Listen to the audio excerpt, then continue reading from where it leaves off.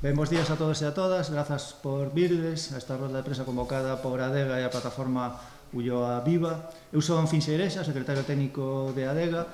Comigo está Ramón Varela Díaz, doutor en bioloxía, experto en contaminación atmosférica, membro tamén de ADEGA e representante ecoloxista no Consello Galego da Calidade do Ar.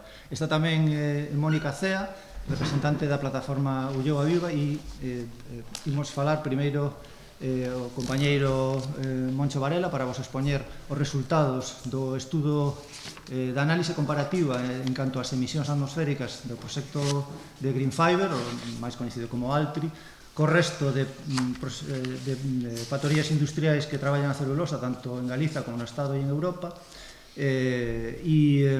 Veredes que as conclusións son, en fin, moi claras, non? Normalmente os proxectos industriais preséntanse a avaliación ambiental e logo pois requiren os permisos e informes correspondentes. Ben, aquí non, aquí comezaron pedindo para un proxecto non demasiado definido unha concesión de augas a 75 anos do encoro de Porto de Mouros e despois, curiosamente, tamén, sorpresa, despois das eleccións galegas, aparece o proxecto en sí, a tramitación ambiental. Entón, hai dous proxectos en tramitación, o de auga, o de concesión que ten que resolver a Aguas de Galiza e a autorización ambiental integrada que ten que resolver a Consellería de Industria. Isto xa indica que a respeito dese recurso da auga este proxecto é moi sensible, pero non é únicamente un dos aspectos sobre os que a ADEGA ten e a plataforma Ulloa Viva ten traballado e debruzado.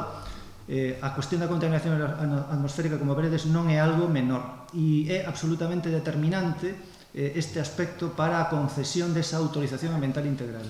Veredes que hai, a parte dos datos netos de emisións que son altísimos, comparativamente, este proxecto significará unha auténtica fábrica de cambio climático e estará moi por riba das emisións de outras fábricas que adican á fabricación de celulosa soluble. Ben, sen máis, deixo-vos con o profesor Ramón Varela para vos debruzar os resultados deste informe, tanto cualitativo como cuantitativo e comparativo das emisións do proxecto de ALTRI para Ulloa.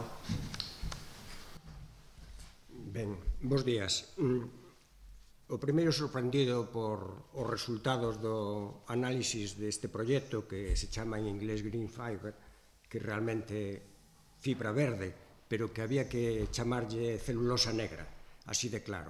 Por qué? Bueno, porque analizando o proxecto Gama, que dice implantación dunha industria de fibra textil a base de celulosa e sus infraestructuras asociadas, nos indica que o principal para eles é o proxecto de Liocel, pero realmente o grande, o máis abultado, o que chama sobre todo a atención, é a fabricación de celulosa. O outro, é un añadido, é dicir, que creo que xa o proxecto Gama podían cambiarle un pouco, dándolle prioridade á celulosa e deixando o Liocel, porque realmente de producir 400.000 toneladas de celulosa frente a 200.000 ao final de Liocel, se ve cal é o proxecto importante, non?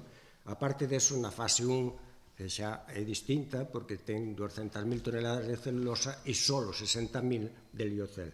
Ben, pois, entonces, analizando o documento, hai que decir o seguinte, en primeiro lugar, que só dá datos de emisións á atmosfera de 4 contaminantes. A pregunta é, e cantos contaminantes se emiten? Bueno, pois unha celulosa normal emite da orden de 15 contaminantes. Cales son? A parte dos partículas, a parte de óxidos de nitróxeno, óxidos de azufre e TRS, ou compostos de azufre reducidos. Pois son, entre outros, compostos de tipo metales, é dicir, son metales e metales pesados, son compostos de tipo que podemos incluir como realmente problemáticos, dioxinas, furanos e outros moitos, é dicir, hasta 15 de media. Unha celulosa no rexistro de emisións, eu traballei bastante co rexistro de emisións contaminantes, que é o rexistro europeo PRTR. E entón, en base a ese rexistro, están aí datadas cuantitativamente cales son as emisións. Pois ben, nos vamos a encontrar que as emisións de ALTRI van a ser moi superiores a calquera das celulosas do Estado español, que hoxe son as grandes celulosas. Hai 8 grandes celulosas, entre 8 e 10 grandes celulosas, das cales 8 están no rexistro estatal de emisións contaminantes. Pois ben, ningunha delas chega ás emisións que vai a ter Altri. Por suposto, ENCE, tan polémica e demais, pois ten emisións moito máis baixas actualmente que as emisións que Altri vai traer. Pero antes de entrar neso, quería decir que o documento que presenta Green Fiber, pois resulta que está coxo en moitos aspectos. Non só está coxo no que son as emisións á atmosfera, senón que tamén está coxo no que son as emisións difusas, porque hai 2 tipos de emisións importantes. Unhas son as directas, que salen por unha cheminea que é tan alta como a Catedral de Santiago, por dicilo, porque ten 75 metros de altura. Non olvidemos que hai edificios que van a facer ou que pretenden facer no medio do campo de 60 metros de altura. A caldeira de recuperación ten 60 metros de altura e a cheminea por onde van a salir os gases ten 75 metros de altura. Bueno, pois resulta que aparte deso hai as emisións difusas, que son os múltiplos puntos que ten a industria por onde van a salir gases que non están cuantificados. En Europa, as celulosas suecas dan por un lado as emisións directas e por outro lado as emisións difusas. As directas son deses gases que antes citaba, que cita 4 esta industria, e as difusas son esas outras que salen por múltiples puntos que vemos fora da cheminea. Pois ben, nos encontramos que a maior parte das celulosas non dan eses datos, pero cuantitativamente eses datos supoñen a mitad das emisións directas, é dicir, que representan un problema importante. E aí están cantidad de sustancias nocivas para o medio ambiente.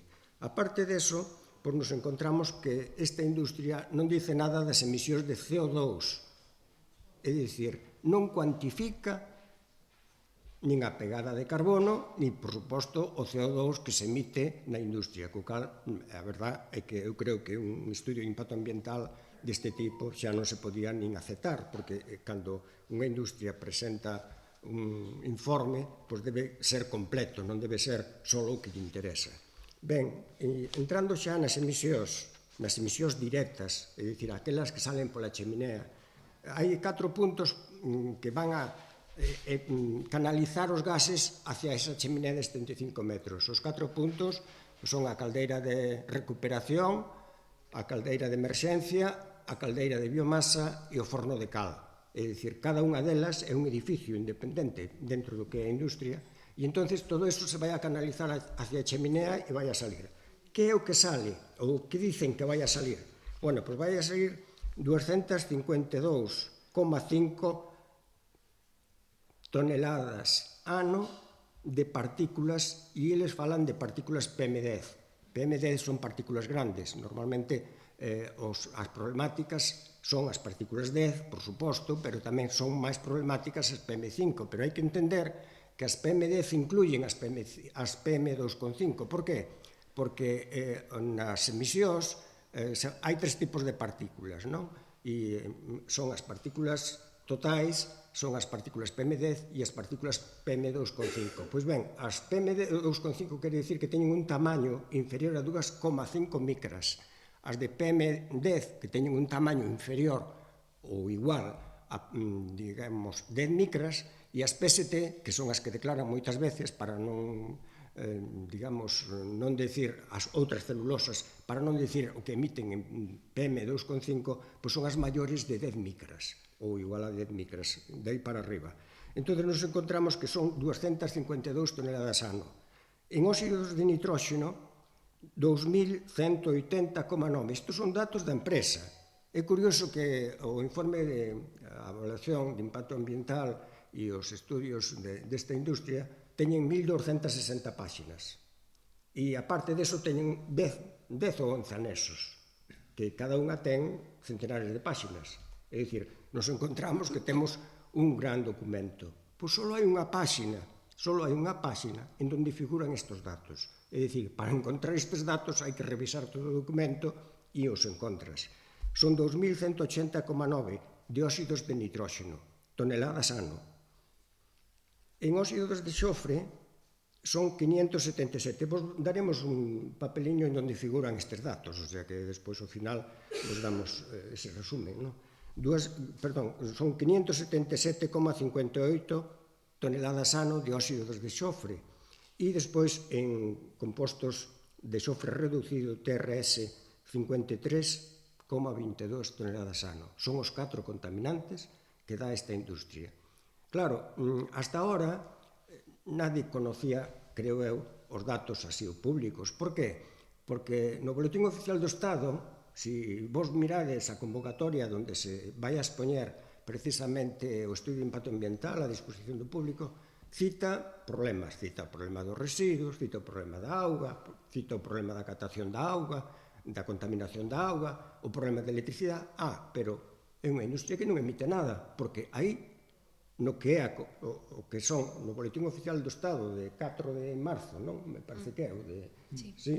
Bueno, pois aí non figura nada de emisións. Se vos vedes as 4 follas que estes días pagou a empresa a todos os medios de comunicación, esas 4 follas verdes de Liocel, aí tampouco figura nada de emisións á atmósfera. É dicir, está ocultando que hai unhas emisións moi importantes, aparte dos demais problemas que hai. Bueno, entonces, despois destes 4, o que fago é comparar un pouco as celulosas que funcionan en Galicia, as celulosas que funcionan no Estado español, as celulosas que funcionan en Portugal, para comparar o grupo Altri, como se comporta en Portugal e como se comporta en Galicia, e as celulosas que funcionan en Suecia, e logo un grupo delas que funcionan en Austria, en Finlandia e tamén no Estado español conxuntamente. É dicir, ver como funciona a nivel europeo o tema celulosa. Bueno, pois o primeiro sorprendido fun eu, evidentemente, porque me encontro que a explicación de todo isto é que Altri está por encima da maior parte das grandes emisións. Por poñer un exemplo, en ENCE resulta que se emiten 43 toneladas de partículas e Altri vai emitir 252. O sea, a diferencia é notable.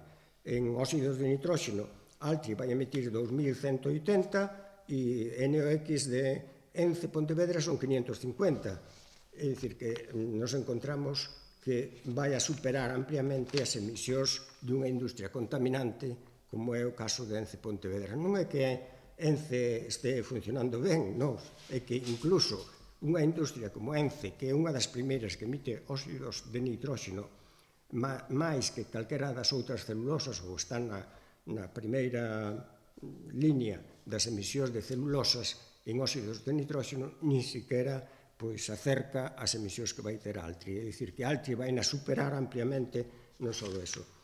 No caso das de Suecia é exactamente igual. Está moi lonxe das emisións suecas, en fin, e en Finlandia exactamente igual, e nos encontramos que no Estado español non hai ningunha industria que contamine ou que vaya a contaminar en emisións atmosféricas tanto como esta Altri. Por poñer un exemplo, entre dúas industrias instaladas na Galicia, é dicir, se nos comparamos a contaminación das industrias galegas co que supón ENCE, nos encontraríamos o seguinte. En partículas non figura hoxe ningún complexo que emita esta cantidad en Galicia e Altri pasaría a ser a primeira industria emisora de partículas PM10. En óxidos de nitróxeno, estudiando 128 complexos que emiten 14.253 toneladas en total, Altri emitiría 2.000 e chegará a emitir máis que o campeón, neste caso, en Galicia, que é unha industria de tableiros sin tasa, que emite 2.150. É dicir, que nos encontramos que non hai moitas industrias que podan, incluso no Estado, é dicir, estudiando no País Vasco, estudiando o caso de Cataluña, estudiando outras partes, nos encontramos que non atopo, por exemplo, tiña datos de Petronor, unha refinería importante, e entonces contamina menos que esta industria. É dicir, que hai refinerías que contaminan menos que a celulosa Altri. En óxidos de xofre, figuran 120 complexos nos rexistros de emisións contaminantes e Altri emitiría 576 e é a cuarta emisora despois de Repsol, de Forestal del Atlántico e de Industrias del Tablero en tasa. A pouca diferencia, pero sí, sería a cuarta. Entonces, estas catro, perdón, sería, neste caso, emitiría 577 e estaría na cuarta das industrias galegas que emitirían óxidos de xofre. Hai que pensar que, logo falaremos, estes óxidos de nitróxeno e óxidos de xofre son os responsables da choiva ácida e da contaminación que pode traer consigo problemas para a vegetación, para os materiais e incluso para a saúde, non? Ben, a nivel da pegada ecolóxica xa dixen que non podemos facer unha valoración demasiado importante porque non podemos supoñer que vai emitir máis, xa que emite máis deses 4 gases, é probable que CO2 emita máis que tamén que calquera das industrias que antes citei, do Estado español ou que citei de Europa, non? Pero calculo que son máis de 100.000 toneladas e a pegada ecolóxica realmente será 4 veces máis aproximadamente, non? Ben, por que dice Altri que está dentro das mellores técnicas disponibles? Bueno, pois a razón está en que o que fai Altri, que había que entender como funcionan as mellores técnicas disponibles. As mellores técnicas disponibles son aquelas técnicas que toman en consideración as condicións económicas e os custos e os beneficios empresariais, así como unha xestión eficaz para reducir emisións e impacto e alcanzar certa protección do medio ambiente. Pois ben, nas mellores técnicas disponibles hai uns rangos de emisión. E os rangos de emisión son, por un lado, específicos para a caldeira de recuperación, para o forno de cal, para a caldeira de emerxencia e para a caldeira de biomasa. Por exemplo, oscilan imaginémonos, entre 200 e 300, ou, perdón, 200 e 500, porque son rangos moi amplios. Entón, que fai Altri? En vez de escoller o rango máis baixo, escolle o rango máis alto en cada un dos focos contaminantes. E o resultado final é que o leva a escapar das toneladas ano que especifica que se deben emitir os informes de mellores técnicas disponibles. Cales son? Bueno, pois, por exemplo, as mellores técnicas disponibles dicen que se pode emitir entre 0,2 e 0,5 kilogramos por tonelada. Entón, lle correspondería entre 0,2 e 0,5 a 400.000 toneladas, lle corresponden entre 80 e 200 toneladas. E vai Altri e non emite nin 80, nin 81, nin 199, senón que emite 252. É dicir, que Altri pode dicir que están as mellores técnicas disponibles nos focos particulares, pero cando é o total, cando é a globalidade e as emisións, resulta que se escapan do que son as mellores técnicas disponibles, por un proceso acumulativo, simplemente, porque, claro, non escolleu un término medio do rango, nin escolleu o rango inferior, senón que escolleu o superior. Entón, ao final, nos encontramos nesa situación. En dióxido de xofre pasa igual, tiña que emitir entre 0,4 e 0,8 kilos por tonelada e o resultado máximo sería 320, pois vai a emitir 577. E en óxidos de nitróxeno estaría ao rango entre 1 e 1,5 e resulta que a extrapolación a Altri nos leva a que o máximo sería 600 e ela pretende emitir 2180. En definitiva, o único que cumple é os TRS, que son os óxidos de azufre reducidos, e eses é o que cumple, estaría entre 0,1 e 0,2, lle correspondería a un máximo de 80 e emite 53. É dicir, que dos 4 contaminantes, 3 estaría fora solo eses 4 datos e 3 estarían fora do que son as mellores técnicas disponibles no que é as emisións totais.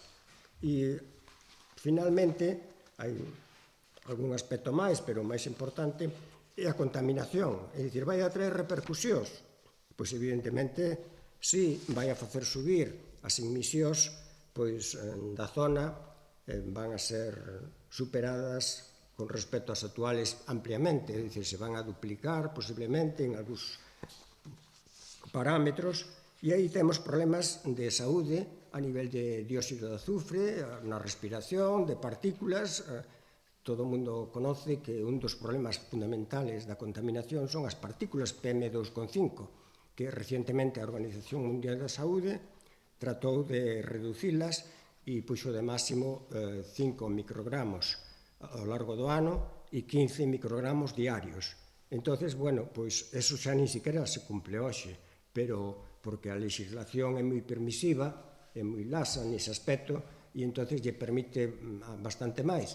Entonces a cuestión está en que se en Palas actualmente e na zona nin se cumple os datos da Organización Mundial da Saúde, nos quere dicir que eso vai a traer no futuro, estas emisións vai a traer problemas relacionados ca saúde, problemas directos e indirectos e, sobre todo, respirando continuamente e ao largo de anos vai a traer problemas. Entón, aí se analizan no traballo, se analizan que as emisións PM2,5 non están cuantificadas por parte de Altri, por suposto. Altri non cuantifica as emisións en PM2,5 e nin as cita prácticamente, e entón se basa todo nas emisións de PM10.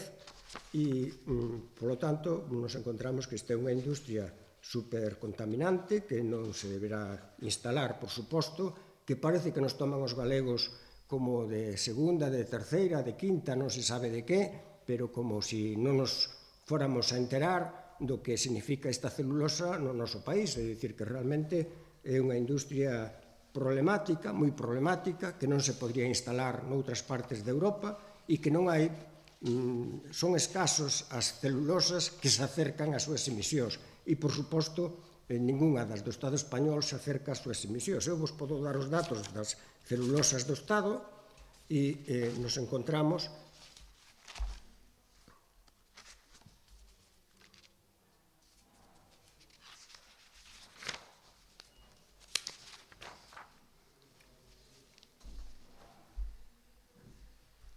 óxidos de nitróxeno. Se estudiaron unha celulosa en Tarragona, unha celulosa en Asturias, que é Navia, a de Ence, e despois unha en Granada, 3 no País Vasco, e, bueno, en definitiva, as 8 máis importantes. O resultado é que en óxidos de nitróxeno, pois, esta Altri emite 2180 e a que máis emite 1370 Ence de Navia, que é un doble en produción que esta. Pero 1300, esa é a máxima do Estado, e aquí pretenden 2180. En óxidos de xofre, pois temos a Altri con 577 e a que máis emite 57. E en partículas, aí os datos están difíciles de analizar porque moitas celulosas dan as partículas maiores de 10 micras, é dicir, dan as PSTs. Entón, aquí non temos as PSTs porque os datos que dá Altri son os de PM10, pero, bueno, en PM10, pois resulta que as que máis dan é de 32, a Smurfy de Guipúzcoa, a capa, non? Esta dá 32,68 de PM10. Nos aquí en Altri pretenden emitir 252, é dicir, que nos encontramos que as emisións destas industrias pois son inferiores a aquí, pois nos encontramos que bueno, que nos toman un pouco o pelo, ou bastante o pelo, porque pensan que non sabemos o que emiten as celulosas, non? E, en definitiva, pois, nas conclusións, o resultado final é que esta é unha industria que non é apta, desde o meu punto de vista, para Palas, nin é apta para Galicia. O sea, que nos encontramos en que, se queremos hipotecar o futuro, pois teríamos esta industria como punto fundamental. E logo, pois, non sei, aínda que non está valorado no tema do análisis que fago sobre o papel que xogan as institucións, decir que eu viví nos anos 70 proxectos parecidos, é dicir, como teño certa edad, pois fixen a Sale Gaciosa e o Galicia Forestal e a Papelga, en parte. E entonces a cuestión está en que sei como funcionan, estuve en batallas contra as celulosas que se diron en Galicia, vos sodes moi novos, pero aquí houve 6 proxectos de celulosas nos anos 70 que abarcaban a lugares como Quiroga, Monforte, Negreira, Narón, moitos sitios, non? Entonces, todos os proxectos se foron frenando e pensábamos, ou polo menos eu tiña idea, de que non iba a volver un proxecto parecido a Galicia, pero polo que se ve, temos que estar sempre en alerta, en garda, porque, claro, eu entendo que no Estado español se produce moito papel, do orden de 6 millóns e pico de toneladas, e, en cambio, celulosa non chega aos 2 millóns, o sea que hai un déficit de celulosa, e tamén entendo que en Europa pasa algo parecido, hai un déficit de celulosa e se produce moito máis papel, pero, bueno, iso non quere dicir que teñamos que sacrificar un territorio e que teñamos que facer que un territorio como Galicia se poña a producir celulosa. É dicir, que nós temos un territorio que necesitamos industria e eses 200 e pico millóns que se supón que está pedindo e que lle puderan dar, evidentemente pensade o que significarían para a economía da zona, é dicir, todo o que significa, porque isto vai a traer repercusións, que eu xa non ampliei demasiado para non cansarvos, pero vai traer repercusións na agricultura, as leguminosas e as gramíneas forraxeiras se van ver afectadas por culpa da choiva ácida e por problemas de dióxido de azufre e dióxidos de nitróxeno, e ao mesmo tempo vai haber problemas de pérdida de productividade moi pequena, e algunhas especies que están no límite da supervivencia pois tamén lles vai afectar de forma importante. É dicir, aí está desglosado un pouco en 3 ou 4 follas pois as consecuencias que vai a ter isto non só para a saúde, sino tamén pois para o medio ambiente. E entón nos encontramos que faríamos con 200 millóns se pudiéramos dar á zona de palas eso. Se crearían moitísimos postos de traballo. As celulosas, pola experiencia que temos, destruyen postos de traballo. Nos gusta ou non dicilo. Por que? Bueno, non hai máis que ver a de Ence de Pontevedra. É dicir, había uns postos de traballo no que é a pesca, no que é o marisqueo, no que é o turismo, todo eso pois o rechaza. Entonces, isto pasa igual, cando unha persona vai a vender os seus produtos ecolóxicos en Palas dicindo que está a 4 kilómetros dunha celulosa, a xente pois dirá, como vou comprar eu produtos ecolóxicos se realmente está un foco contaminante como este? Entonces, me refiero a que parece mentira que un goberno como este, pois que realmente sin conocer ni siquiera o proxecto, sin estudialo, sin darnos análisis do que ven aí, pois que se atreva a decir que está apoiando a un capital privado, non? Desta forma. Esa é un pouco a situación. É dicir, que penso que isto escapa xa do análisis que eu fixen, pero, bueno, é unha pequena conclusión que saco, non? Decir que, polo tanto, de verde, liocel verde, eu pasaría a celulosa negra ou problemas importantes para o país a partir dela, non? Bueno, moitas grazas, Moncho, como sempre, moi prolixo e exacto nas túas apreciacións. Ben, nós dende Alega só queremos facer unha valoración moi sinxela. A primeira, este proxecto non é o que nos intentaron vender nun principio, é unha celulosa. Non é unha fábrica de fibras téxtiles para pechar ciclos productivos. Non pecha nada. É unha industria de enclave, como eles mesmos din, así, tal cual, que se ubica nun determinado lugar pola existencia de recursos. Cales son os recursos? Auga e madeira de eucalipto.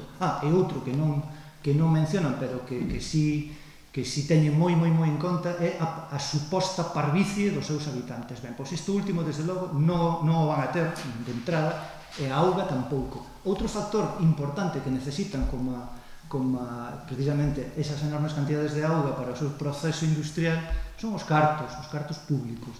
Ben, en Alega preguntámonos, vamos a ver, se esta empresa oculta, non menciona cales son as emisións de dióxido de carbono e de monóxido de carbono, nin máis nin menos os principais gases responsables de efecto invernadoiro, como pode unha industria que nin siquiera di canto CO2 vai emitir, como pode optar aos fondos públicos dentro do programa PERTE precisamente de descarbonización de industria manufactureira. É que é unha cousa alucinante, é dicir, esta empresa presentou o proxecto a convocatoria que fixo o Ministerio, que se pechou o pasado 17 de abril, de fondos para mellorar os procesos de incidir na descarbonización precisamente dese tipo de industrias. Cando nin siquiera di canto CO2 vai emitir, canto vai descarbonizar. Ou é que a descarbonización que entende Altri é simplemente ignorar, non poñer no papel canto CO2 vai emitir. E iso, non só iso, sino que a verdadeira pregunta é como pode unha administración, tanto na Xunta como no Estado, tramitar un proxecto industrial que non di cantos gases de efecto invernadoiro dos que non se pode saber cal é a súa pegada ecolóxica de carbono.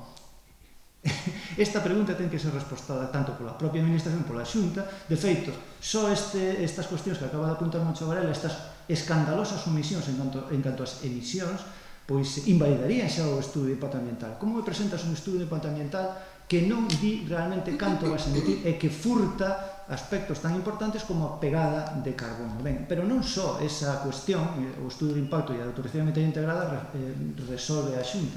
Non só é unha cuestión que atinxe a Xunta, tamén ao Ministerio. Como pode o Ministerio admitir a concurso un proxecto industrial a fondos PERTE, a fondos de descarbonización, se non di canto carbono emite?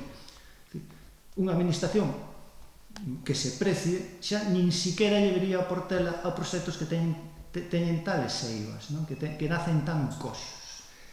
Ben, voulle finalmente dar a palabra a compañeira Mónica para que vos fale de algo que é fundamental en este aspecto. O proxecto de Altri non se vai a tumbar nos despachos.